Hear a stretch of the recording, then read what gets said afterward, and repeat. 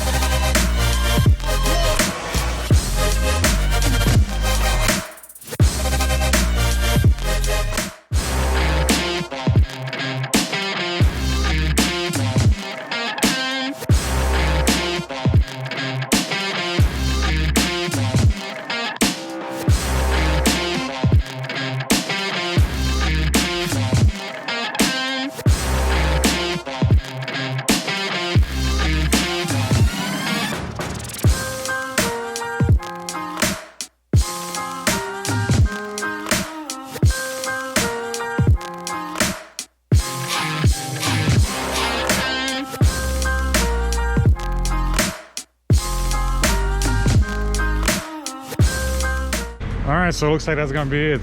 A lot of bikes, but nothing really new. Besides that BMW.